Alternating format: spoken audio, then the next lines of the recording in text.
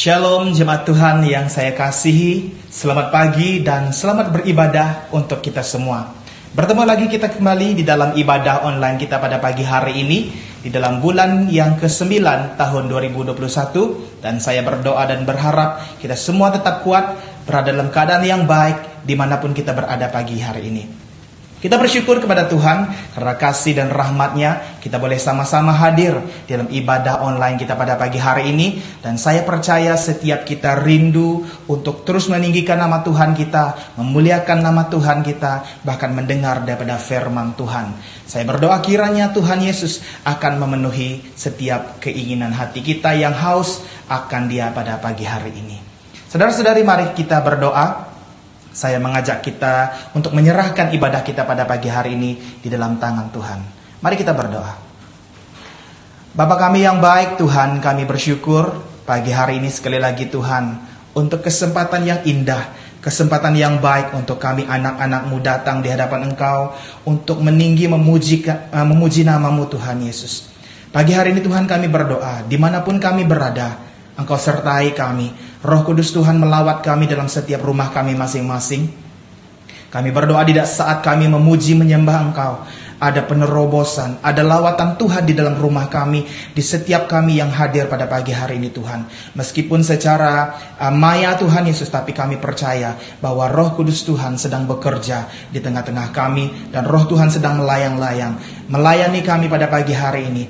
Bahkan memuaskan keinginan hati kami yang haus, yang lapar akan Engkau. Berkati Tuhan Yesus setiap connection kami, biar kami boleh mengikuti ibadah ini Tuhan Yesus dari awal sehingga akhirnya Tuhan. Terima kasih Bapa, juga kami mengambil kesempatan pagi hari ini Tuhan untuk kami berdoa untuk negara kami Malaysia. Kami serahkan ke dalam tangan Engkau Tuhan. Kami berdoa untuk pemimpin-pemimpin kami Tuhan Yesus. Engkau menguatkan mereka, meneguhkan mereka Tuhan Yesus, memberikan mereka hikmat dan kebijaksanaan di dalam memimpin negara kami. Bahkan Tuhan Yesus dalam agenda untuk mengekang COVID-19 ini Tuhan, kami berdoa Engkau yang menolong kami. Dan biarlah Tuhan Yesus hari-hari yang ke depan ini Tuhan Yesus, kami akan terus kuat dan percaya bahwa Engkau yang memimpin kami. Dan negara kami Tuhan adalah untuk kemuliaan nama-Mu. Terima kasih Tuhan, terima kasih Yesus. Dan pagi hari ini Tuhan, kami siap untuk menerima lawatan Tuhan. Kami siap untuk mengalami Tuhan dalam pujian, dalam penyembahan kami. Berkati setiap pribadi kami, kuatkan setiap pribadi kami. Terpujilah nama-Mu, di dalam nama Tuhan kami Yesus Kristus kami berdoa. Amin, haleluya. Mari pada pagi hari ini saya mengajak kita sama-sama untuk memuji dan menyembah Tuhan. Kita ekspresikan sukacita kita lewat puji-pujian kita. Kita istiharkan kekuatan Tuhan lewat puji-pujian kita. Dan kita siapkan hati kita untuk mendengar dari firman Tuhan. Haleluya. Tuhan Yesus memberkati dan selamat beribadah.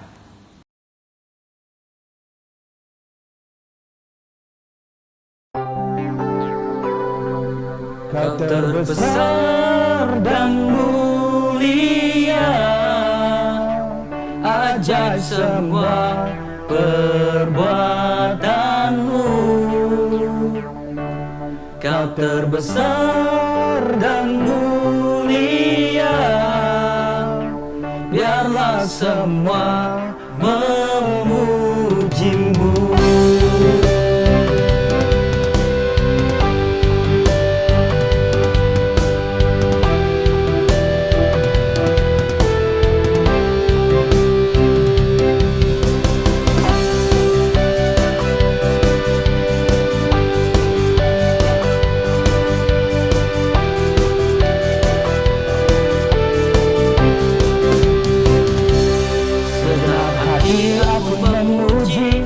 Segenap jiwa aku bernyanyi, karena Roh-Mu ada dalamku, Tuhan.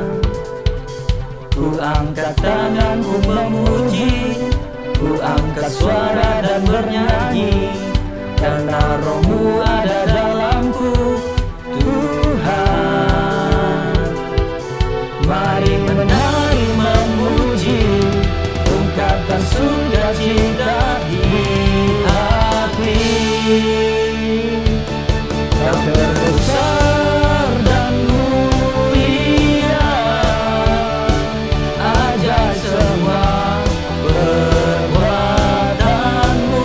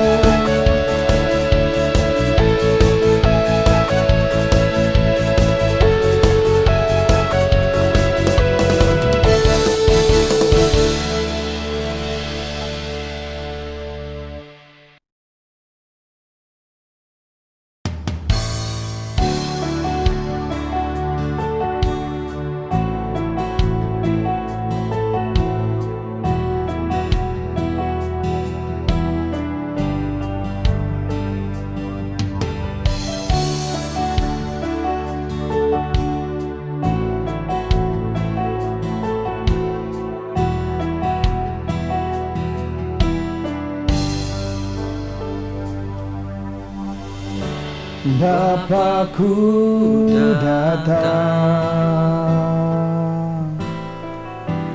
menyembahmu di sini. Ku percaya kau ada bagiku.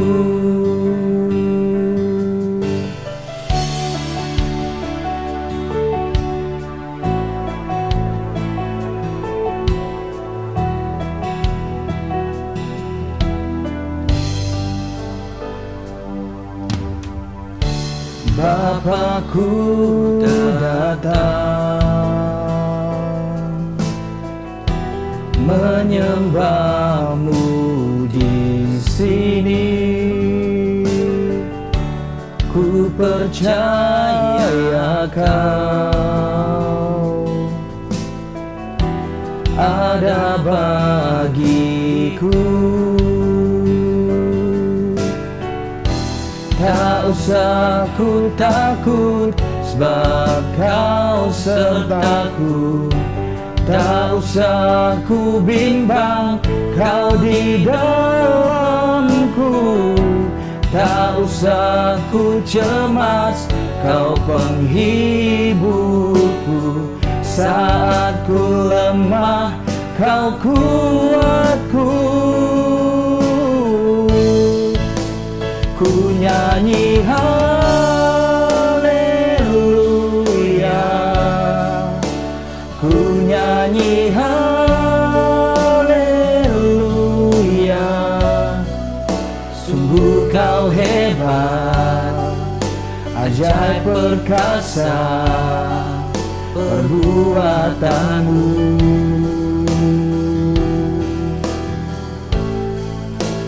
Ku nyanyi haleluya,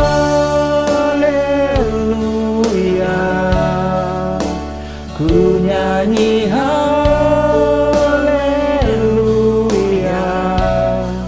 Sungguh kau hebat, ajaib perkasa perbuatanmu. Di hidupku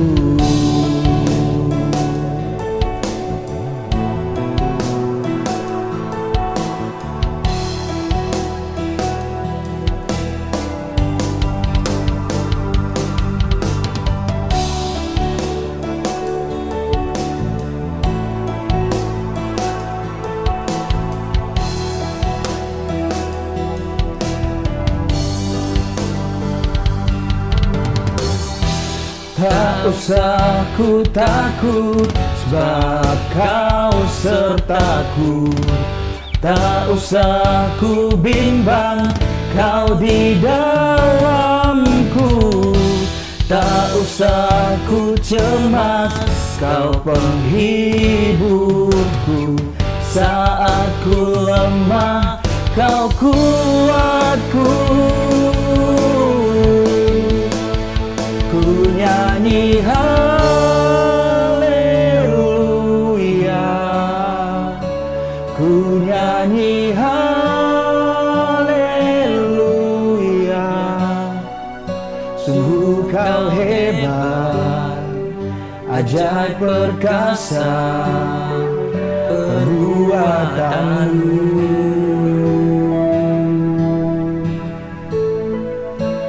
Ku nyanyi haleluya, ku nyanyi haleluya. Sungguh kau hebat, ajaib perkasa perbuatanmu.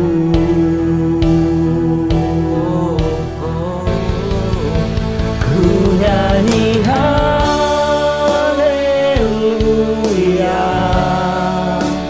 ku nyanyi haleluya. Sungguh kau hebat, ajaib perkasa perbuatanmu.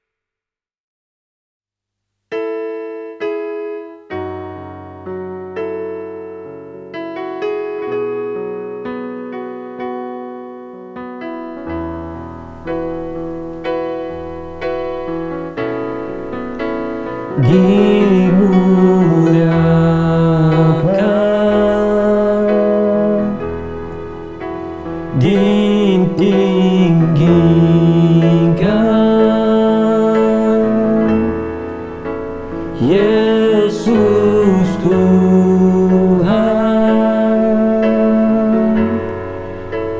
Kau Rajaku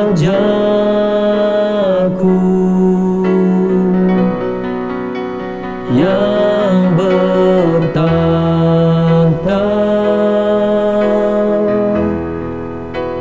yang berkuasa.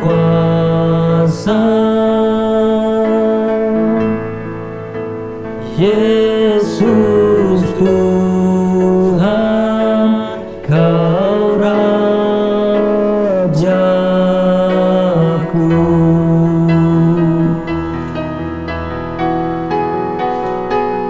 Dimuliakan,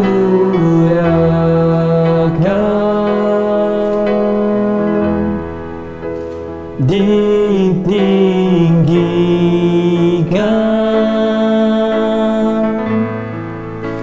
Yesus Tuhan,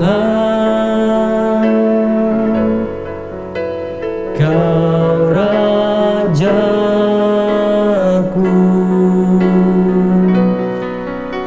yang bertahta,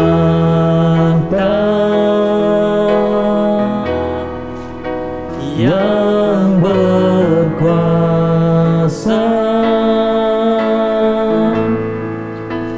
Yesus Tuhan, Kau Rajaku.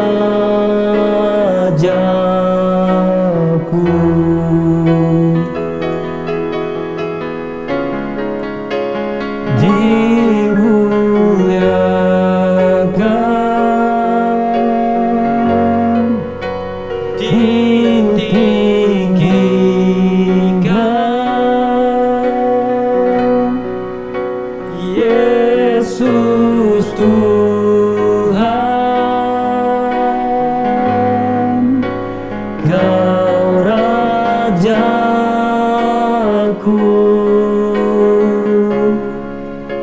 yang bertahta,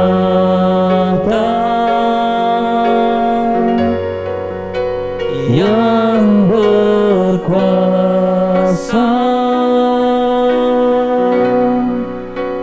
Yesus Tuhan, Kau Rajaku.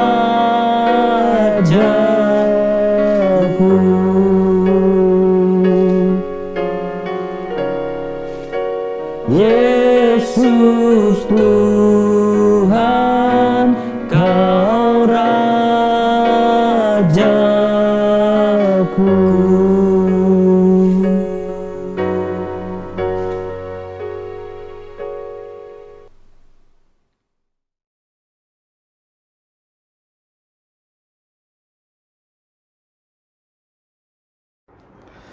Salam dan selamat beribadah jemaat Tuhan Gereja Grace Church Sri Muda dan semua umat Tuhan yang bersama dalam kebaktian pagi ini.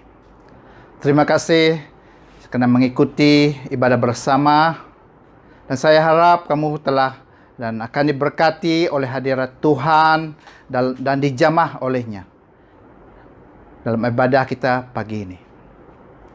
Biarlah segala puji dan syukur kita bagi Yehova Bapa yang di surga, karena belas kasihannya yang teramat besar.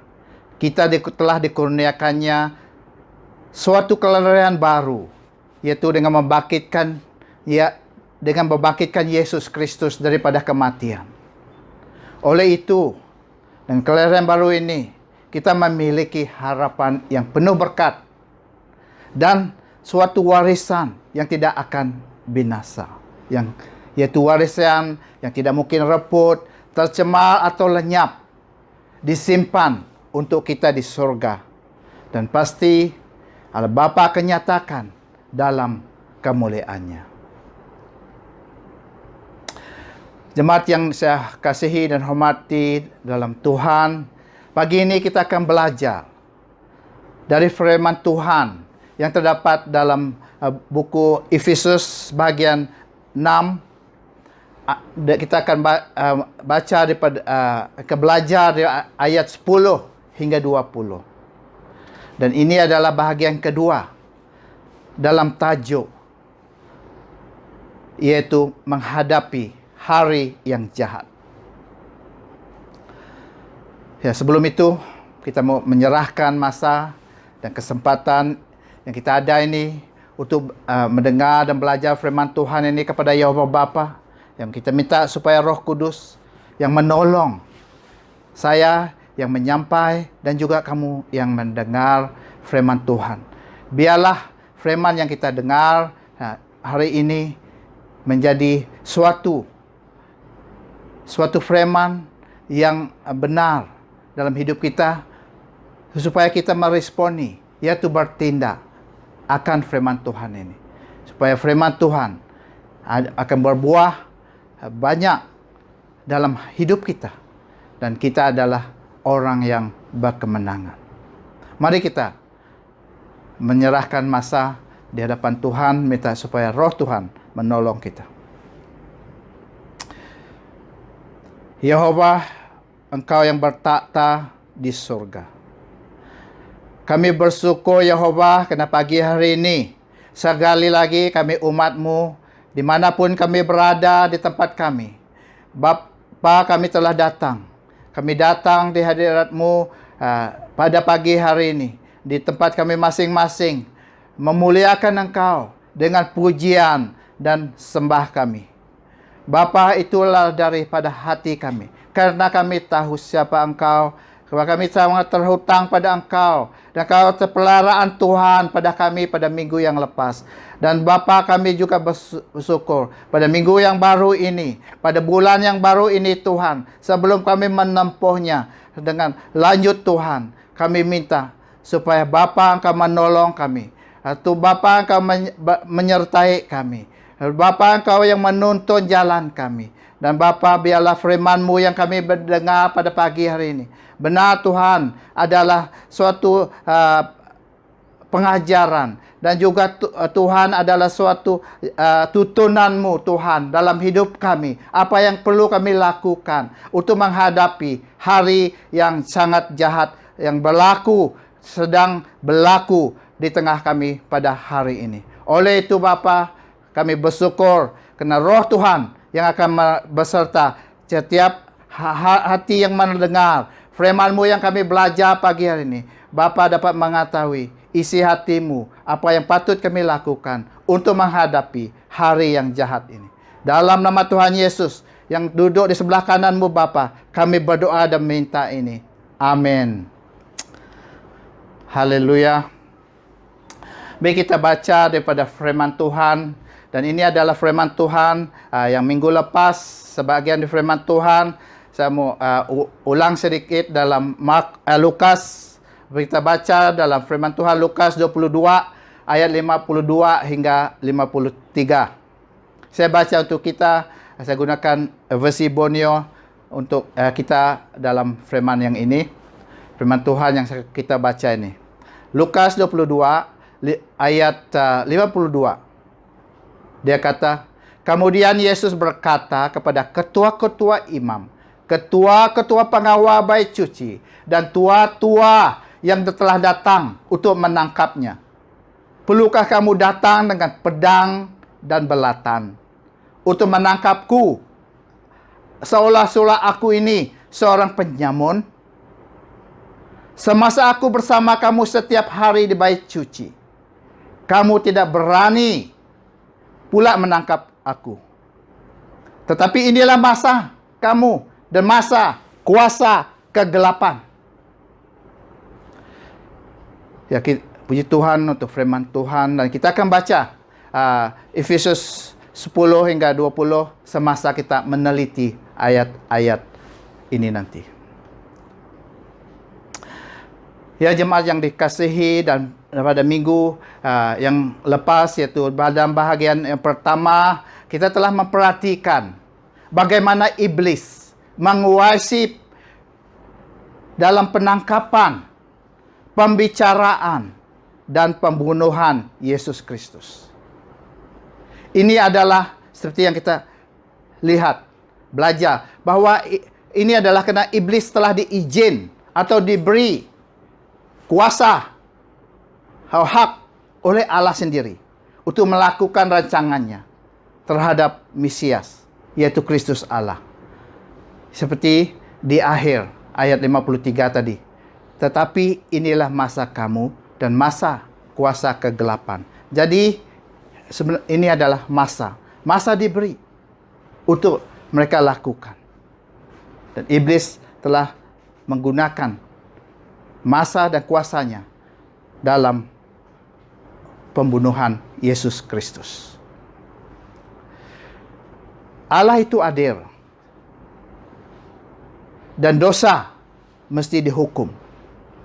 Dan kita tahu hukuman ataupun ganjaran dosa dalam Roma 3 ayat 23, Roma 6 ayat 23, bahwa ganjaran dosa ataupun hukuman dosa adalah kematian atau maut. Yesus Kristus datang ke dunia adalah untuk menanggung hukuman dosa bagi manusia. Kena keadilan Allah kena berlaku adil dan dosa kena dihukum. Dan iblis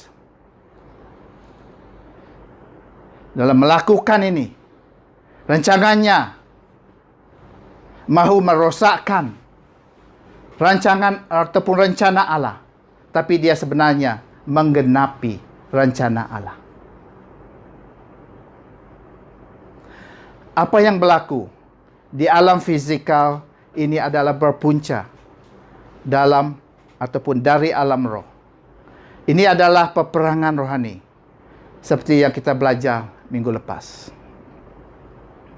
Semua yang berlaku adalah berpunca dari kuasa kegelapan mahu melawan kuasa terang.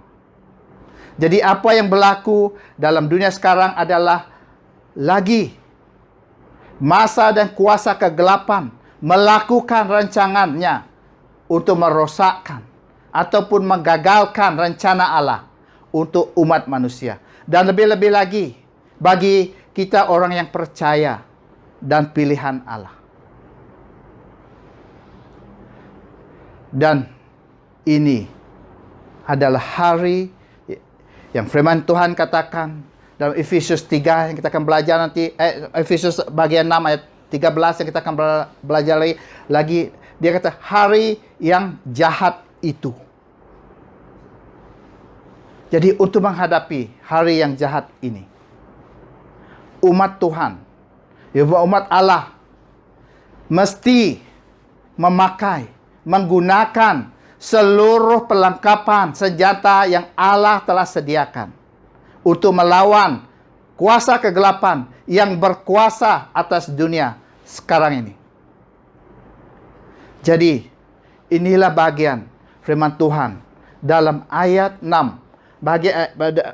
Dalam bagian Efesus bagian 6. Ayat 10 hingga 20. Yang kita mau belajar. Bagaimana kita menghadapinya. Menghadapi hari-hari ini. Untuk kita menang. Dapat mengatasi apa yang berlaku. Apa yang iblis lakukan. Jadi kita akan belajar bersama beberapa perkara daripada ayat 10 hingga 20 dari bahagian ke-6 ini. Pertama kita mau melihat firman Tuhan, yaitu dia kata untuk mempergunakan perlengkapan senjata Allah, senjata-senjata yang Allah sediakan bagi kita umatnya. Kita melihat daripada bagian ini tentang ini dalam ayat 10 hingga 11 dalam Efesus bagian 6. Dan untuk ini saya akan gunakan terjemahan baru untuk setiap ayat dalam bahagian ini. Kita mula dari ayat 10. Dia kata Efesus 6 ayat 10. Terjemahan baru. Akhirnya hendaklah kamu kuat di dalam Tuhan, di dalam kekuatan kuasa-Nya. Jadi mari kita perhatikan berapa perkataan supaya kita mengerti, memahami lebih, supaya firman Tuhan ini bukan begitu saja, tapi mari kita mendalami apa yang dimaksud bila dia kata ayat perkataan yang dipakai. Seperti pertama, hendaklah, iaitu perkataan English be, no? Hendaklah. Jadi ini adalah macam suatu perintah, iaitu satu seruan, no? Iaitu kamu mesti ambil, hendaklah. Tidak ada cara lain. Hendaklah, hendaklah. Tidak ada cara lain. Karena tanpanya pasti kamu akan kalah. Tuhan tahu kamu akan kalah dan nahas jadinya. Jadi perkataan hendaklah, no, ini adalah seruan dia. No, kita kena ambil serius bila dia kata hendaklah, karena ianya perintah. Dan dia kata kedua, kuat di dalam Tuhan, di dalam kekuatan kuasanya. Kuat, arti kuat ni adalah strong. Dalam bahasa Ibrani dia kauzab, iaitu mesti menjadi berani. Kuat ni menjadi berani, iaitu ada keberanian, iaitu courageous, okay? Ada courageous, dan juga teguh, firm, dan juga bertahan, tidak menyerah. Nah, kuat ni artinya prevail, nah, dan juga keras, harden. Kita kena arti kuat, kuat dalam Tuhan. Jadi berani, teguh, jangan menyerah, keras. Dan kini kita melihat mereka yang dahulu mempunyai menjadi kuat ini. Seperti dalam Ibrani ayat 10 tentang mereka, Ibrani 11 ayat 33 hingga 34 saya baca. Yang karena iman telah menaklukkan kerjaan-kerjaan, mengamalkan kebenaran, memperoleh apa yang dijanjikan, menutup mulut singa-singa, memadamkan api yang dahsyat. Mereka telah luput dari mata pedang, telah beroleh kekuatan dalam kelemahan, telah menjadi kuat dalam peperangan, dan telah memukul mundur pasukan tentera asing. Yaitu mereka courageous, berani. Dan ini arti dia, kuat dari dalam Tuhan. Jadi ini yang dia kata, hendaklah kuat di dalam Tuhan. Arti kekuatan juga is a might. Yaitu kekuatan ini adalah daya, macam force, ya. Yaitu yang menggerakkan ataupun yang membolehkan melakukan sesuatu atau bertindak terhadap sesuatu itu. Itu kena ada force. We push, itu force yang push itu, yang menolak itu adalah daya. Jadi ini itu adalah kekuatan. Okay? It's a force, kekuatan, a might, ini adalah kekuatan, okay? Yaitu force ataupun daya. Seperti sebaca firman Tuhan tentang daya ini, kekuatan ini, Ulangan 3 ayat 24. Ya Tuhan Allah, Engkau telah mulai menyatakan kepada hamba-Mu ini kebesaran-Mu dan kekuatan-Mu. Karena Tuhan manakah di langit atau di bumi dapat melakukan perbuatan yang perkasa seperti Engkau. Jadi ada kekuatan yang terjadi. Kekuatan dari Tuhan. Dan kuasa is a power. Dan kuasa ini adalah tenaga. Tenaga yang akan memberi daya itu untuk bergerak atau dapat sesuatu itu bertindak. Seperti tenaga elektrik, yang ditukar menjadi elektrik. Itu yang menjadi kekuatan itu. Tapi kuasa, tenaga yang itu adalah tenaga elektrik. Begitu juga yang menggerakkan motor kita, enjin, kereta. Itu adalah ada tenaga daripada minyak. Yang dalam minyak itu yang dibakar. Jadi ini adalah tenaga. Itu ada kuasa yang inherent dalam sesuatu itu. Jadi dalam Efesus 1:19-23. Dan betapa besar kuasanya, itu kuasa Allah bagi kita yang beriman.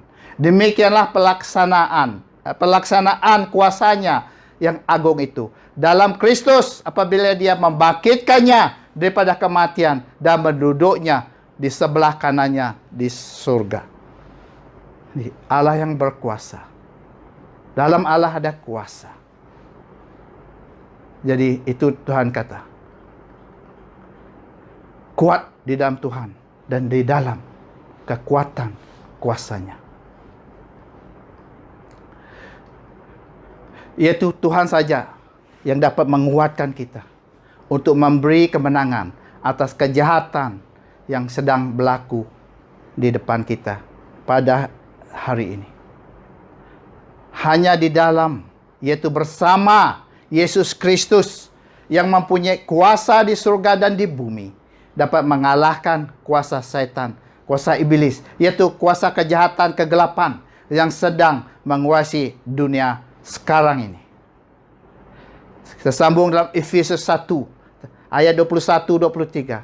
Allah meletakkan Kristus jauh di atas segala penguasa dan kekuasaan, kuasa dan pemerintahan, dan setiap nama yang dinamakan, bukan saja pada zaman ini tapi juga pada zaman akan datang. Allah meletakkan segalanya di bawah kakinya dan menjadikannya kepala semua hal jemaah yang merupakan tubuhnya, disempurnakan oleh Dia yang menyempurnakan segala-galanya.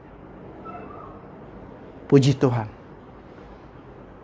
Jadi itu dia kuat dalam Tuhan. Dalam siapa? Dalam Tuhan Yesus. Karena kuasa yang di bumi dan di surga miliki Tuhan Yesus. Dia telah diberikan segala, seperti kata Tuhan, di atas segala penguasa dan kuasaan. Kuasa pemerintahan setiap nama yang dinamakan saja di zaman ini, tapi juga pada zaman akan datang. Semuanya bab Allah bab. Letakkan di bawah kaki Yesus. Jadi, untuk kita menghadapi hari yang jahat ini, untuk kita menang atasnya, mesti bersama Tuhan Yesus. Hanya di dalam Tuhan Yesus. Dan kita melihat ayat 11 lagi. Dia kata ayat 11, Efesus 6 ayat 11. Kenakan seluruh perlengkapan senjata Allah, supaya kamu dapat bertahan melawan tipu muslihat iblis. Dia kata, kenakan seluruh perlengkapan senjata Allah. Perkataan kenakan, itu FVB, pakailah, or put on. Dan juga ini adalah perintah. Ini seruan. Dan ini lebih spesifik dan ditekankan. Kenakan. Jadi ianya yang mesti dilakukan. Tanpa melakukan, tanpa mengenanya, akan pasti kalah. Dan dia kata seluruh senjata Allah yang kita kenakan. Jadi semua, bila kata seluruh, bermakna arti semua ataupun segala perlengkapan, perkakas, alat-alat peperangan yang dari Allah itu kita kenakan. Tidak ada satupun kekurangan. Tidak boleh tertinggal satu daripada senjata-senjata ini. It must be a complete range of the armor, of the weapon. Apa yang Tuhan beri, itu yang kita kena pakai. Itu yang kena. Dia kata seluruh perlengkapan, semua kena digunakan. Dia kata juga untuk dapat bertahan melawan tipu muslihat iblis. Perkataan dapat, sebenarnya ada 3 daripada pengertian dia daripada perkataan Ibrani Yokol atau Yokole, yaitu pertama membolehkan, be able, dapat nih, seperti membolehkan, be able. Bagaimana bila perkataan be able ni ada pergantungan kita kepada sesuatu yang di luar diri kita. dan juga adanya tindakan kita, yaitu ada keimanan dan praktiknya, yaitu apa yang kita juga buat. Membolehkan, yaitu kita bergantung daripada sesuatu yang di luar kita. Memboleh, be able. Dan juga perkataan ini juga dapatnya juga dia perkataannya untuk menahan. Indo itu menahan, okey. Yaitu dalam Ista, ayat ini perkataan pengertian ini digunakan dalam buku Ista ayat bahagian 8 ayat 6.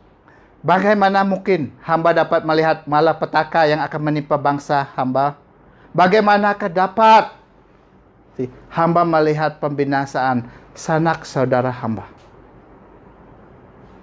Bagaimanakah dapat?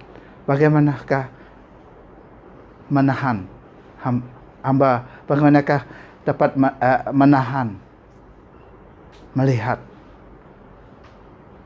Jadi ini juga pengertian dia. Dan juga dapatnya juga arti mengalahkan ataupun overcome. Okey. Kasi dalam buku dalam Bilangan 13:30, Kaleb berusaha menenangkan hati bangsa itu di depan Musa. Katanya, kita harus maju dan menakluk negeri itu, kerana kita pasti dapat mengalahkannya. So, dapat juga adalah kita overcome, mengalahkan. Dan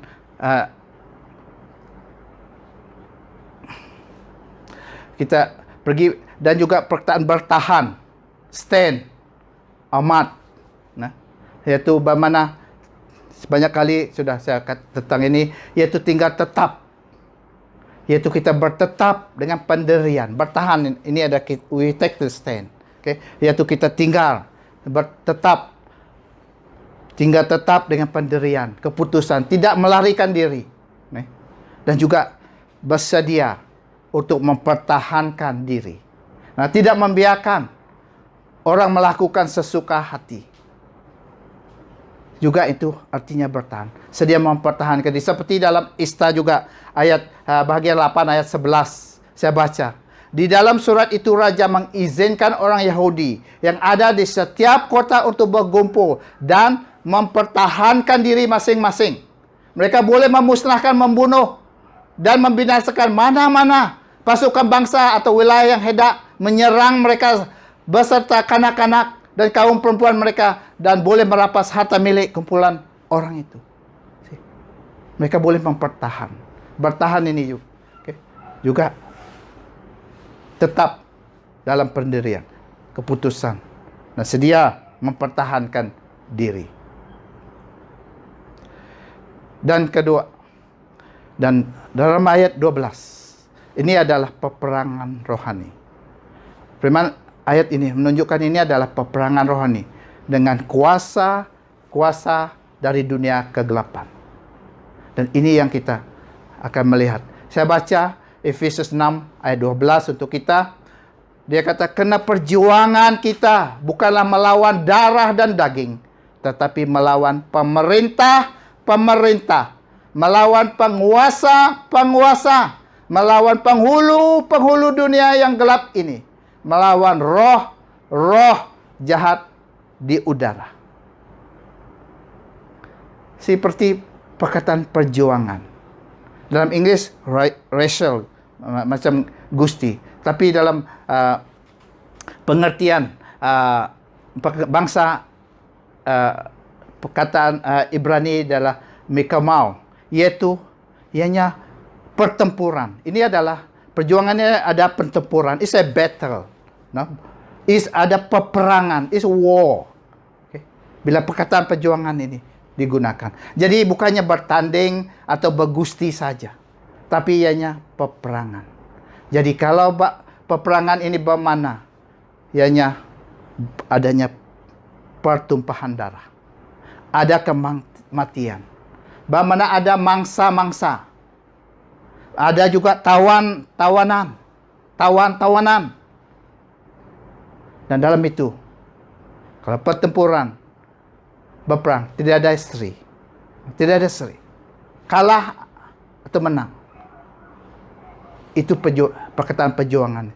So, kena peperangan, pertempuran, peperangan. Jadi ini is a battle. Yang kita alami is a peperangan. Kayak bukannya pertandingan. Is apa war. Yang katakan is perjuangan, peperangan. Dia kata bukan melawan darah dan daging. Ini berarti ya, ini adalah peperangan rohani. Darah dan daging bagaimana is a physical. Is in physical world. Darah dan daging. Karena tentang manusia. Tapi ini ada peperangan rohani. Yaitu kita berperang. Bagaimana kita berperang dengan para makhluk daripada alam roh. Peperangan rohani yang berlaku dalam dunia fizikal. Ini adalah dengan para makhluk dari alam roh. Melawat bukan darah dan daging. Jadi ini ada makhluk daripada alam roh. Jadi ini adalah peperangan rohani. Apa yang berlaku di dalam dunia sekarang, ianya adalah oleh para makhluk dari kuasa kegelapan ini. Jadi bagaimana juga bila mereka ini makhluk dari dalam kuasa kegelapan ini, yaitu ianya dari sebuah kerajaan yang ada teritori dia, ada wilayah, ada pemerintahnya. Nah, dunia kegelapan ini dua yang dari dalam alam roh ini, nah, adalah dikuasai oleh kuasa kegelapan, yaitu dengan penuh dan ke dalam dunia yang ini ada kegelapan ini penuh dengan kejahatan. Itu yang ada kesengsaraan, kebinasaan, dan kematian. Dunia kegelapan tahu ini saja. Dan juga, dan pada itu mereka ini ada pemerintahan, mereka ada pemerintah yang berahasia-rahasia, no? kabur, dan terdapat penindasan dan kejahatan dan semuanya. Dan ini, kalau kita melihat perlakuan atau mereka dalam secret societies, mereka mempunyai secret hideout, tempat tersembunyi. Mereka mempunyai tempat hideaway, tempat eksklusif, pulau sendiri bagi golongan ini, golongan elit sini. Mereka adalah dari kuasa kegelapan. Karena apa yang berlaku di tengah-tengah mereka adalah penuh dengan kejahatan. Pelakuan pemujaan iblis dengan mengorbankan jiwa-jiwa manusia. Banyak kesaksian mereka yang telah keluar, yang dapat keluar daripada secret society. Tentang apa yang berlaku. Jadi inilah kuasa ini. Inilah kerajaan mereka ini. Dan juga tentang para makhluk. Firman Tuhan kita melihat tadi ada tentang para makhluk, yaitu unsur atau entiti dalam roh, di alam roh ini. Yaitu pertama, mereka begitu ramai. There's a word plural, many, no? Jadi mereka memang terlalu banyak, mempunyai jumlah yang ramai. Tenteranya begitu ramai. Bukan sedikit. Mereka daripada alam ini yang menyerang. Begitu ramai. Itulah dia kata para. Bagaimana it's a lot. The numbers, jumlah mereka begitu ramai. Dan juga Seperti firman Tuhan, mereka mempunyai hierarki, yaitu berpangkat-pangkat. Mereka ada ranking juga. Okay? Dalam dunia mereka, dalam pemerintahan mereka, mereka ada hierarki. Hierarki bagaimana mereka berpangkat. Ada rank mereka. Mungkin yang tidak kurang daripada 4 atau ranking yang ditunjuk. Tapi mungkin lebih. Tapi yang ditunjuk ada 4. Pertama, yaitu penghulu. Principalities. Ini adalah ranking mereka, pangkat mereka. This is, the penghulu is like a chief, a general, berpangkat general.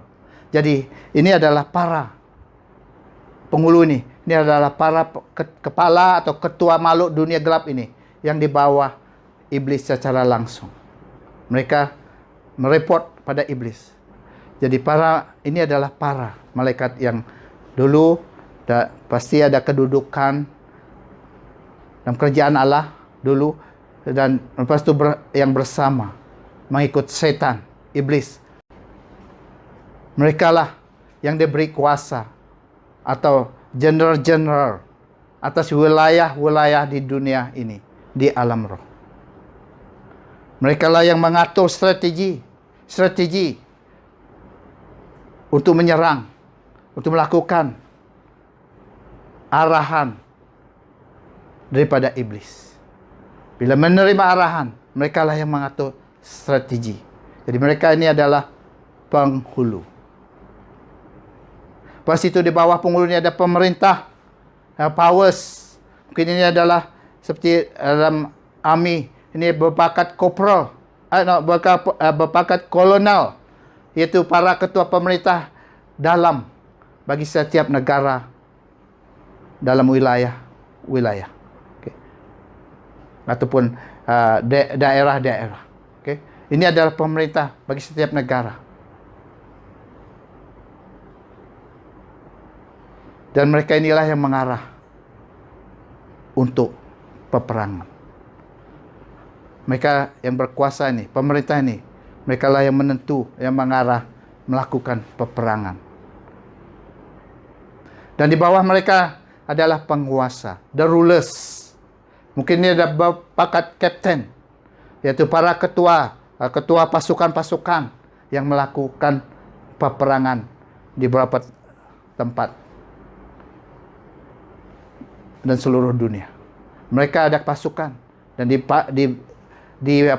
dibawa oleh penguasa ini.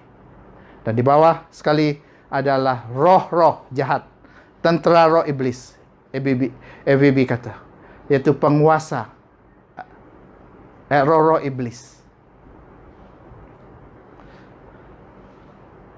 Ini adalah berpangkat, mungkin pangkat sergeant dan private, dan mereka inilah yang melakukan peperangan. Dia ada foot on the ground. Mereka adalah roh-roh yang mempengaruhi peperangan rohani secara langsung dalam dunia ini. Jadi itu, kita tahu ada 4 peringkat atau pangkat mereka yang daripada alam roh ini untuk melakukan peperangan. Dan daripada ayat 13. Nombor 3, ini hari yang jahat itu telah tiba. Saya baca ayat 16. Ayat 13. Efesus pasal 6 ayat 13. Sebab itu, ambillah seluruh perlengkapan senjata Allah, supaya kamu dapat mengadakan perlawanan pada hari yang jahat itu, dan tetap berdiri sesudah kamu menyelesaikan segala sesuatu. Seruan lagi. Pakailah. Take up seluruh perlengkapan senjata supaya kamu dapat mengadakan perlawanan pada hari yang jahat itu. Harinya, hari yang dinubuat ini sudah tiba. Musuh sekarang telah menyerang. telah sampai dan menyerang. Masanya sudah tiba. Paluan perang sudah kedengaran. Jadi umat Tuhan mesti memakai perlengkapan senjata dari Allah dan bangkit dan mula menyerang musuh. Tidak ada pilihan, tapi mengadakan perlawanan, masuk dalam peperangan. We have no choice. Now is the time. We are entering into this hari yang sangat jahat. Hari yang jahat itu. Yang ini telah tiba. Mereka tidak lagi memberi carrot. No. Atau pilihan. No. A carrot mean something that they will give you if you do things. Mereka tidak akan beri lagi ini.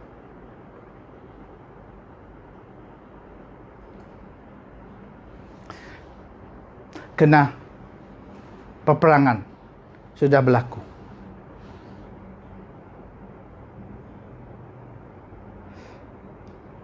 Ini akan masuk pada tahap ataupun stage stick ataupun rotan. Tidak lagi carrot dan pilihan. Ambil atau tidak. Hukuman, penjara, dan sebagainya akan dibuat atau dilakukan. Sudah kita dengar. Ada ura-ura sudah. Mereka akan melakukan ini. So, kita tidak bercakap out of context. Ini yang sedang berlaku. Jadi pertempuran dengan segala kuasa jahat telah bermula dan akan bermula. Oleh itu, Mazmur 3 ayat 7. Bangkitlah ya Tuhan, selamatkanlah aku, ya Allahku, palulah semua musuhmu di tulang rahang mereka, patahkanlah gigi orang yang zalim.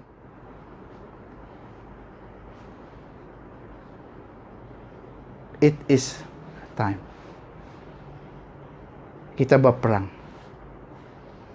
Kita menghadapi peperangan ini. Pertempuran dengan kuasa-kuasa jahat.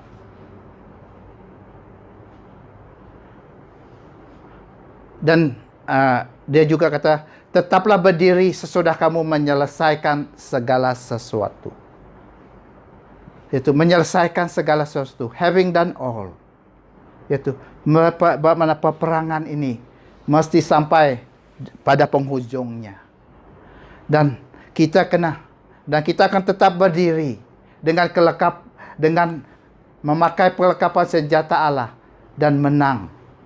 Kena atas segala tipu muslihat dan kejahatan musuh dari dunia kegelapan yang kita hadapi. Jadi, ambil peluang dan masa ini untuk menunjukkan kekuatan rohani umat Tuhan dan kerajaan Kristus supaya ianya berserlah bahwa kita adalah dari pihak yang menang.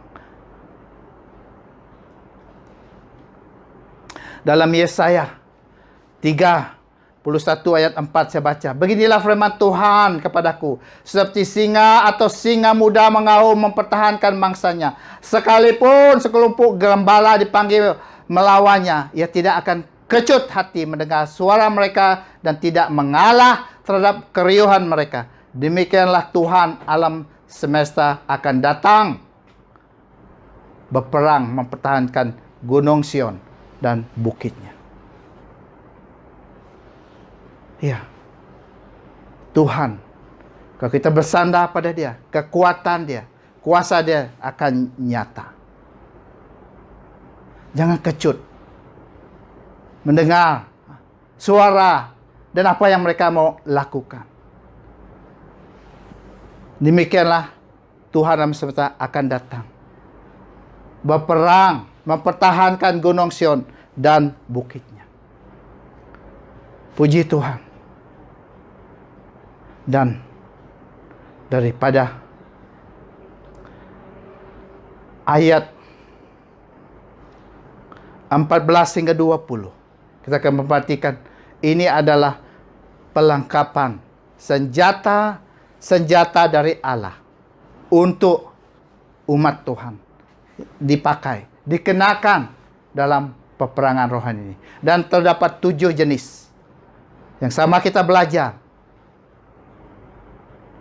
dalam daripada ayat 14 hingga 20. Daripada ayat 14 yang pertama dia kata, jadi berdirilah tegap, berikatlah pinggang kebenaran dan berbaju zirahlah keadilan. Jadi senjata pertama yaitu senjata kebenaran. Diikat pada pinggang sebagai tali pinggang. Dipakai sebagai tali pinggang. Kebenaran yang boleh dipercayai. Yaitu kebenaran mutlak yang hanya terdapat dalam firman Allah, yaitu Alkitab. Kebenaran atau yang benar dan mutlak dalam firman Tuhan yang didedahkan, yang dapat diketahui oleh hanya melalui Roh Kudus. Dan pertolongan Roh Kudus baru kita mengerti. Terdapat kebenaran-kebenaran dalam firman Tuhan, yang dalam Alkitab, yang kebenaran yang dipercayai, yang mutlak, yang benar. Jadi bila kita tahu, memiliki, menggunakan firman ini memastikan segala tipu muslihat iblis disekat atau tidak boleh mengatasi saya, tidak mengasihi kita. Kena kebenaran firman Tuhan itu. Yaitu having the truth of the word of God in me, ensure the devil and his wicked schemes are pinned down and cannot make a move on me. Kena kebenaran dalam firman Tuhan. Ya, saya mungkin jatuh banyak kali, tapi saya boleh bangkit semula. Kena kebenaran yang ada dalam firman Allah. Kena kebenaran apa yang Allah telah lakukan dan rencangankan menjadi asas, yang pasti. I might fall many times. I could rise up again because the truth of what God did and His plans are a sure foundation.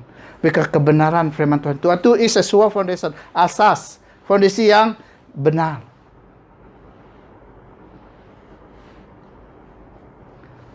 So ini senjata. Dia tak boleh hilang. Pakai kebenaran yang ada dalam firman Tuhan. Nah, itu adalah our fondasi. Kebenaran firman Tuhan adalah tapak asas atau fondasi iman kita. Iman saya atau kamu bergantung kepada fondasi asas yang Allah telah selesaikan dalam Yesus Kristus. Kebenaran ini yang telah selesaikan dalam Yesus Kristus melalui kematian Yesus bagi kamu dan saya untuk dosa-dosa saya dan segala rencananya yang kekal dalam Yesus Kristus itu adalah ya dan amin. See, my faith is based on the foundation of God accomplishment in Jesus Christ, in Christ Jesus, and His eternal purpose in Christ Jesus. They are yeah and amen. Mazmur 25 ayat 5. Bimbinglah aku kepada kebenaran-Mu dan ajarlah aku, karena Engkaulah Allah penyelamatku. Engkau ku nantikan sepanjang waktu. Oke, kebenaran yang Tuhan nyatakan dalam firman Dia is our foundation. So, we cannot move. Iblis tidak dapat melawan apa yang telah Tuhan lakukan. Kebenaran apa yang telah terjadi, yang Tuhan selesaikan lakukan dalam Yesus Kristus. Dan segala rencana Allah yang kekal dalam Yesus Kristus. That is a kebenaran yang kita pakai, yang kita ada, yang Tuhan telah sediakan bagi kita. Dan kedua, daripada ayat 14 ini, yaitu senjata yang kedua adalah senjata keadilan, yaitu sebagai baju jerah, yaitu perisai dada kita yang digunakan, yang dipakai. Karena keadilan oleh Allah untuk saya dan kamu adalah berdasarkan pengorbanan Yesus Kristus disalib untuk dosa saya. Penghakiman Allah terhadap segala dosa saya sudah diselesaikan oleh Kristus di atas salib. Jadi saya tidak bergantung kepada segala perbuatan baik saya, apa yang saya lakukan untuk dibenarkan, tetapi melalui keadilan yang diberi Allah dalam Yesus Kristus Tuhan kita. Oleh itu segala tipu muslihat iblis untuk menuduh saya atas segala kelemahan saya lawan, ditentang dengan keadilan yang diberi oleh Yesus Kristus, yang menjadi juru selamat dan Tuhan saya. The devil scheme to accuse me for my shortcoming is met in the imputed righteousness of the resurrected Christ Jesus my Lord and my Savior. Dalam Filipi 3 ayat 9. Akan didapat di dalamnya bukan dengan pembenaran sendiri yang datang dari Taurat, melainkan yang datang melalui iman kepada Kristus, pembenaran daripada Allah melalui iman. Yaitu keadilan, pembenaran saya adalah melalui iman kepada Yesus Kristus. Dan iblis tidak boleh dapat menuduh saya lagi dan kelemahan saya. Karena saya dimiliki, saya diberi keadilan, pembenaran oleh Allah Bapa dalam Yesus Kristus. Yaitu Yesus kebenaran di yang imputed, yang diberi untuk saya. Dan ayat 15, Efesus 6 ayat 15, dia kata, kakimu berkasutkan kerelaan untuk memberitakan Injil damai sejahtera. Jadi senjata yang Allah beri bagi kita dan menghadapi juga adalah Injil damai sejahtera, yaitu sebagai sepasang kasut yang kita pakai pada kaki.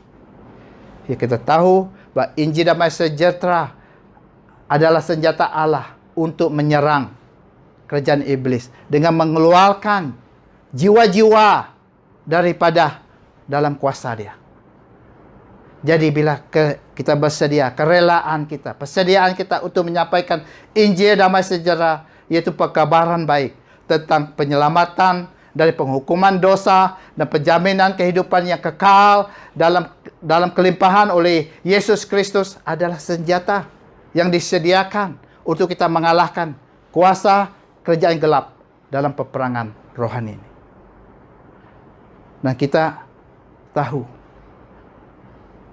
benar Allah, ada penyertaan Allah, dan kita memiliki pengalaman Allah bekerja secara nyata melalui kita bila kita menyampaikan dan mengusikan Injil kepada mereka yang masih dalam kuasa kerajaan gelap ini. Dan ini kita yang mengambil XCI mengalami sendiri, melihat jiwa yang masih dalam kegelapan dan mengetahui Injil dengan terang. Tuhan bawa kita kepada mereka dan mereka menerima Injil, menjadi masuk dalam kerajaan Yesus, keluar daripada kerajaan iblis, masuk menjadi anak Tuhan, masuk dalam kerajaan terang, yaitu mereka menjadi anak-anak terang. Keluar daripada kerajaan gelap, masuk dalam kerajaan terang. Ini puji Tuhan. Kalau kita mau mengalami kuasa Tuhan, penyertaan Tuhan ya, dalam hidup kita, lakukan, kongsikan Injil. Cari mereka yang dalam kegelapan. Kamu akan melihat penyertaan Tuhan. Dan kamu mengalami sendiri bagaimana Roh Kudus yang menuntun jalan dan yang membuka hati orang itu untuk mendengar dan memahami dan mau menerima kehidupan yang kekal, yaitu berita Injil damai sejahtera. Dalam Roma 1:16, aku tidak teragak-agak menyebarkan Injil, karena Injil adalah kuasa daripada Allah untuk menyelamatkan setiap orang yang beriman. Mula-mula kepada orang Yahudi, kemudian kepada orang Yunani. Injil adalah kuasa daripada Allah untuk menyelamatkan setiap orang, jiwa orang untuk beriman. Dalam Yesaya juga 55 ayat 10, dalam kita memberi kerelaan, persediaan untuk menyampaikan Injil, janji Tuhan. Jika engkau mengorbankan diri bagi orang lapar dan memuaskan hati orang yang tertindas, maka terangmu akan terbit di dalam gelap, dan kekelamanmu akan menjadi seperti tengah hari. Puji Tuhan. Satu cara kita mau terselah adalah dengan memakai senjata Allah dalam dunia sekarang, dalam kegelapan ini, untuk menyampaikan Injil damai sejahtera. Ketiga, kita melihat Efesus 6 ayat 13. Yaitu kita akan memperhatikan daripada ini satu lagi senjata Allah, yaitu iman. Saya baca dalam Efesus 6 ayat 13. 16. Dalam segala keadaan pergunakanlah perisai iman, sebab dengan perisai itu kamu akan dapat memadamkan semua panah api dari si jahat. Jadi senjata yang keempat ini adalah iman, yaitu sebagai perisai digunakan, sebagai perisai yang kita pegang dalam peperangan ini, yang kita pergunakan dalam peperangan ini. Iman adalah senjata, yaitu iman yang dalam Yesus Kristus, Anak Allah melalui Roh Kudus. Yaitu ini iman, bukan iman pada yang lain, tapi dalam Yesus Kristus. Iman kita kepada Yesus Kristus, Anak Allah,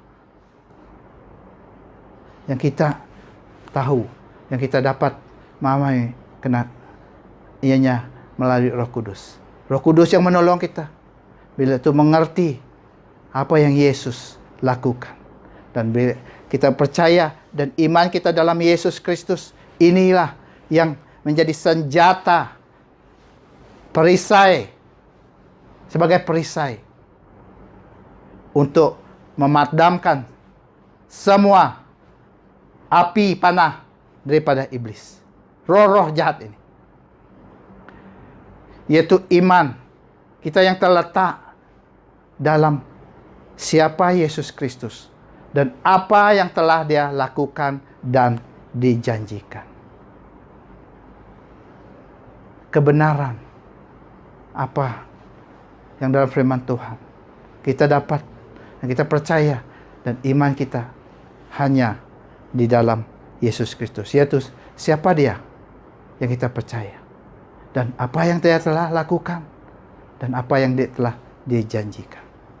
Karena Yesus Kristus adalah kekal selama-lamanya. Yesus tidak berubah.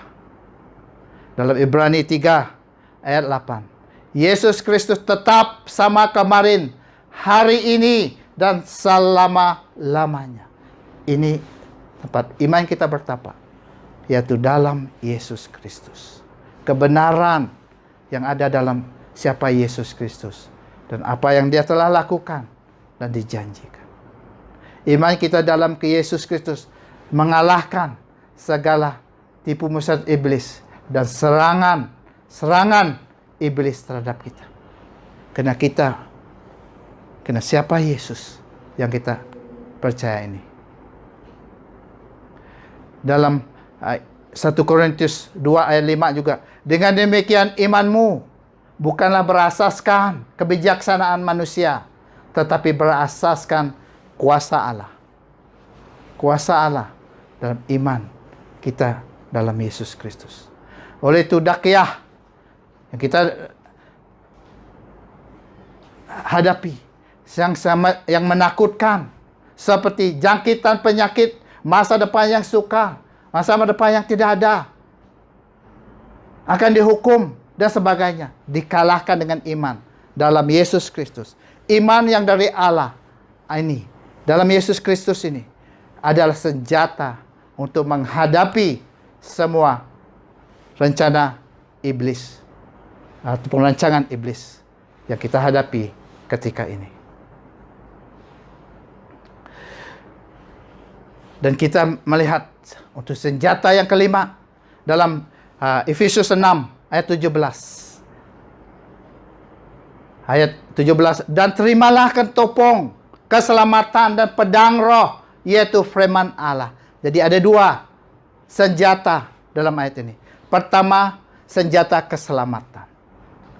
Mari kita lihat senjata keselamatan, yaitu sebagai ketopong, topi yang dipakai di kepala.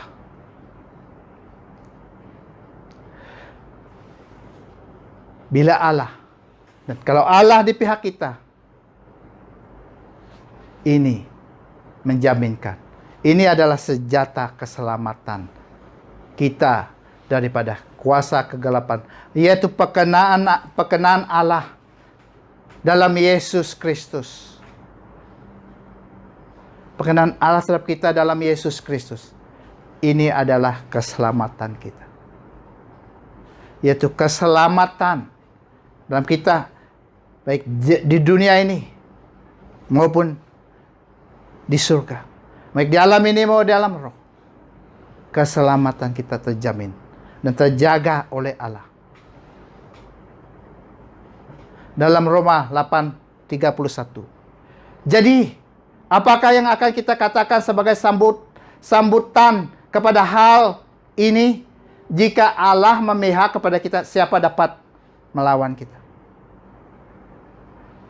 Bagaimana Allah sendiri yang menjadi keselamatan, yang menyelamatkan kita menjadi keselamatan, yaitu Dia sendiri akan berperang bagi pihak kita dan mengeluarkan kita daripada kuasa, daripada cerangan kuasa kegelapan ini.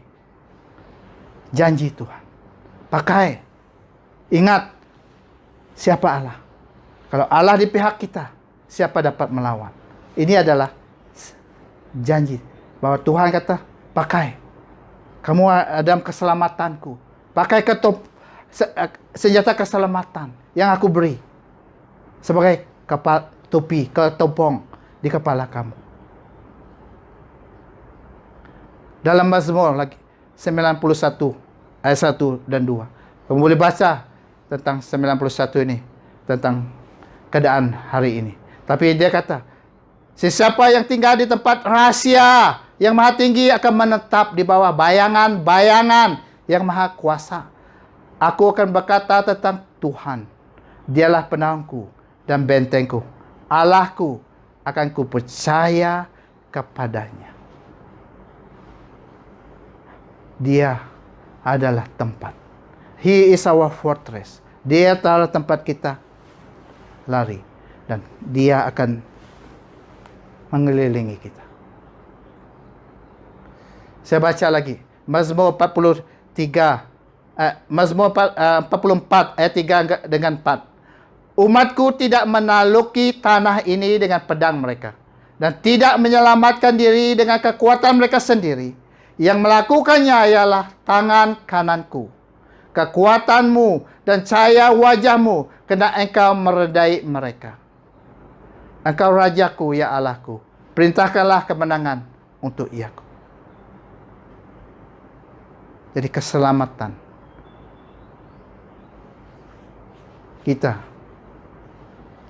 bila memang Allah yang sudah berjanji untuk menyelamatkan kita, yang berperang bagi pihak kita, yang melakukan keselamatan bagi kita melalui tangan kanannya, keselamatan, kekuatannya, dan wajahnya akan bersama menyinari kita.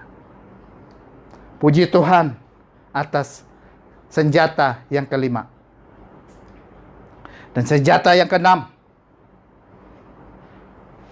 adalah firman Allah sebagai pedang roh yang dipegang untuk melawan. Jadi peperangan melawan makhluk-makhluk roh ditentang dengan pedang roh, yaitu firman Allah. Firman Allah adalah senjata untuk memusnahkan segala serangan, segala roh-roh ini, makhluk-makhluk ini yang datang untuk menyerang. Kita mematahkan, memusnahkan serangan mereka dengan firman Allah, yaitu dengan menggunakan firman Allah yang hidup, akan melumpuhkan iblis dan sekutu-kutunya ini. Karena Ibrani 4:12, firman Allah hidup dan berkuasa, lebih tajam daripada pedang dua mata, menebusi ke garis pemisah nyawa dan roh, sendi dan sumsum, serta mengenal antara fikiran dan niat dalam hati. Oleh itu, banyakkan firman Tuhan dalam diri. Banyak firman Tuhan dihafal dan diingatkan. Baca, belajar firman Tuhan. Ambil kebenaran firman Tuhan. Dan firman Tuhan yang hidup ini kita dapat gunakan setiap waktu dan berkuasa dalam setiap situasi kita. Lebih-lebih ini keadaan ini. Ambil firman Tuhan dalam tetangan yang kita hadapi. Lafaz, ucap firman Tuhan dalam apa yang kita lalui, yang tetangi, guna firman Tuhan. Dan kita tahu Tuhan Yesus sendiri mengungkapkan ataupun menggunakan firman Tuhan bila dia melawan tipu muslihat iblis. Ini dalam peristiwa dia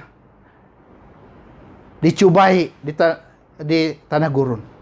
Ini perkataan Tuhan Yesus menunjukkan untuk menentang, untuk melumpuh iblis. Dan dia menggunakan, iblis tidak dapat berkata apa-apa.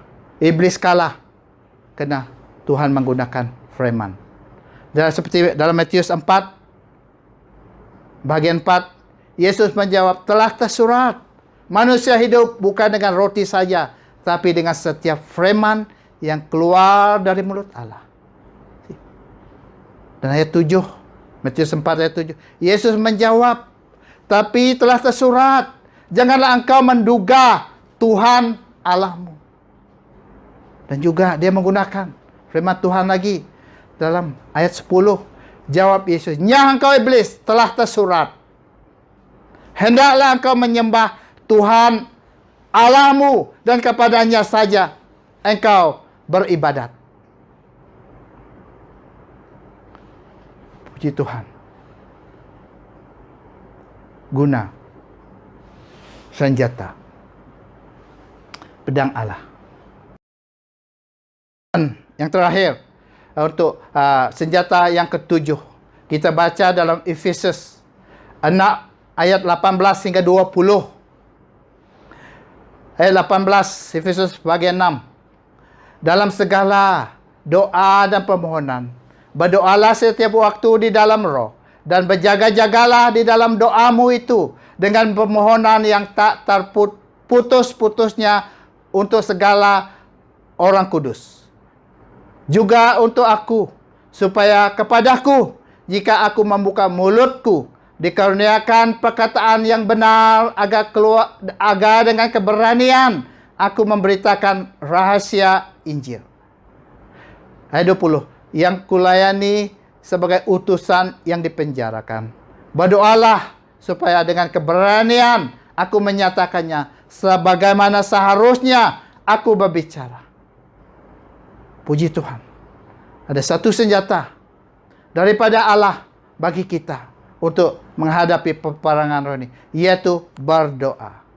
Ini adalah sebagai alat komunikasi yang ada pada kita untuk berhubung dengan Allah. Seperti dikata, permohonan yang tidak putus-putus dalam persekutuan dengan Allah. Jadi, berdoa adalah senjata. Alat kita berhubung, alat komunikasi kita dengan Allah. Dan kita kena berhubung dengan Allah dalam keadaan yang kita hadapi. Dan ini adalah puji Tuhan, yaitu berdoa. Yaitu senjata atau penglengkapan yang disediakan Allah untuk kita berhubung dengan Dia.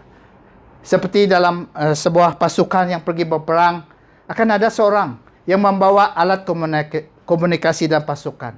Ini adalah cara mereka berhubung dengan command center atau pusat operasi. Nah, alat komunikasi adalah sangat penting dalam peperangan. Dan kita dengar ada pasukan dari kumpulan yang sama diserang. Dan ada juga yang terkorban dan dipanggil oleh friendly fire.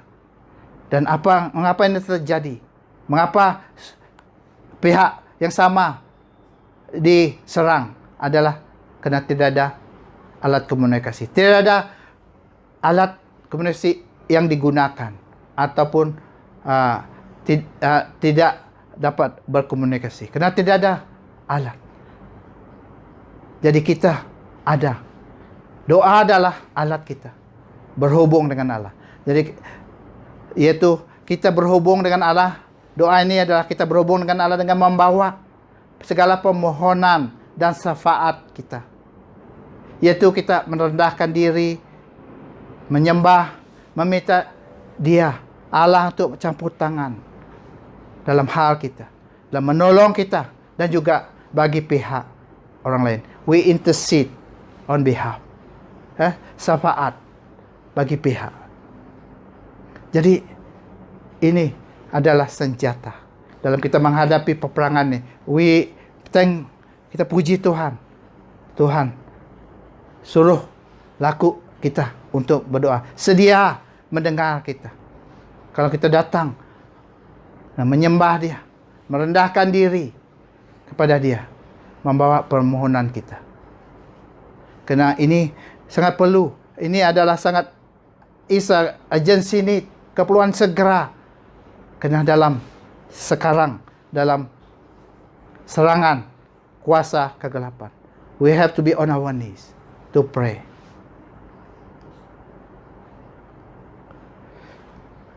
Puji Tuhan atas firman Tuhan. Dan apa tindakan jemaat Tuhan dan saya dari firman Tuhan yang kita belajar? Mari ambil peluang. Ini juga dalam keadaan ini, we take the opportunity. In this dear situation, we take opportunity. Ini adalah masa untuk kita bersinar bagi Tuhan Yesus. Ini dilakukan secara pribadi, sebagai keluarga, dan juga gereja. Dan juga gereja-gereja bergabung. Gereja Tuhan Yesus. Now, it's a time we should shine for Jesus. Dalam keadaan ini, kita boleh bersinar. Karena kita melawan iblis dalam kekuatan Tuhan. Di ujungnya ataupun akhirnya, kita akan tetap berdiri dalam kemenangan yang Tuhan telah sediakan. We are not losing. We are not in the losing side. We are not fighting from a losing side. Kita melawan dari pihak yang berkemenangan. We fight from a winning side. Kita melawan serangan kuasa iblis ini daripada kemenangan, daripada Tuhan, daripada Allah yang berkuasa. Dia telah menyediakan segalanya, senjatanya. Dia suruh kita pakai. So, mari we use it supaya dunia take it that we be sign for Jesus. Kita bersinar bagi Tuhan Yesus untuk kerjaan Dia. Dan juga ini adalah masa yang sangat-sangat perlu untuk kita berada dalam Tuhan Yesus. Tidak boleh di luar. Di luar Tuhan Yesus tidak ada keselamatan. Jiwa kamu hanya akan diselamatkan dalam Tuhan Yesus. Saya harap firman ini meneguhkan. Kalau kamu masih jauh, kamu masih khawatir, ini adalah masa untuk berada dalam Tuhan Yesus. Jangan di luar Dia. Apa yang berlaku dalam dunia sekarang bukan. Nah, seperti kata, it's not from this world. Ini bukan dari alam ini, tapi daripada dunia, kuasa kegelapan. Cannot happen. Cannot be planned by one person. Dia tidak ada kuasa, tapi berlaku di seluruh dunia. So we know that it is not man-made. It's not natural. Ini mesti daripada alam roh. Jadi kita hadapi. Itu hadapilah. Saya harap kamu mari hadapi hari ini dengan menjadikan Yesus Kristus sebagai juru selamat dan satu-satunya Tuhan dalam hidup kamu. Hanya kamu katakan kepada Dia, kamu memerlukan Dia, dan percaya kepada kematiannya untuk menyelamatkan kamu daripada hukuman atas dosa kamu. Dan kamu mengakui bahwa Dia telah bangkit dari kematiannya selepas 3 hari dalam kubur, dan ambil Dia sebagai Tuhan. Karena kamu telah ambil Dia sebagai juru, percaya Dia menjadi juru selamat kamu. Ambil Dia sebagai Tuhan. Ikut Dia, menjadi pengikut Dia sepenuhnya. Jadi itu tantangan saya bagi kita dalam apa yang telah kita belajar daripada Efesus bagian 6 ayat 10 hingga 20. Dan sebagai penutup, ingin juga saya membaca firman Tuhan ini untuk kita, yaitu dalam Yesaya 59 ayat 14 hingga 21. Saya gunakan versi Borneo. Ayat 14, Yesaya 59. Keadilan dipukul mundur dan kebenaran berdiri jauh-jauh. Sungguh kebenaran tersandung di tempat umum dan kejujuran tidak dapat masuk. Kebenaran telah hilang. Orang yang menjauhkan diri daripada kejahatan menjadi dirinya korban jarahan. Tuhan melihat hal itu dan Dia tidak berkenan bahwa tidak ada keadilan. Dia melihat bahwa tiada seorang pun yang tampil. Dan Dia heran karena tidak ada orang yang menjadi pengantara. Oleh sebab itu, kuasanya sendiri membawa kemenangan baginya. Dan pembenarannya sendiri membantunya. Dia mengenakan kebenaran sebagai baju jairah. Dan ketopang penyelamatan ada di kepalanya. Dia mengenakan pakaian pembalasan dan menyelubungkan semangat sebagai jubah. Selaras dengan perbuatan-perbuatan mereka. Demikianlah Dia akan memberikan balasan, yaitu murka kepada lawan-lawannya dan pembalasan kepada musuh-musuhnya. Kemudian kepada pulau-pulau pun Dia akan mengadakan pembalasan. Maka orang akan takut kepada nama Tuhan dari arah barat dan kepada kemuliaannya dari arah terbitnya matahari, karena Dia akan datang seperti arus yang tertahan dan didorong oleh hembusan nafas Tuhan. Seorang penebus akan datang ke Sion. kepada Bani Yakub yang bertobat daripada pelanggaran mereka. Demikian firman Tuhan. Mengenai aku, inilah perjanjianku dengan mereka. Demikian firman Tuhan.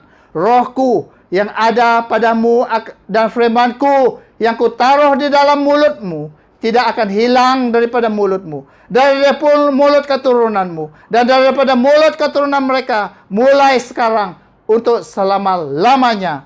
Demikian firman Tuhan. Haleluya. Puji Tuhan, puji Yehova. Mari kita berdoa. Kita menyerahkan firman Tuhan yang kita telah belajar dan dengar tadi. Yehova, kami bersyukur.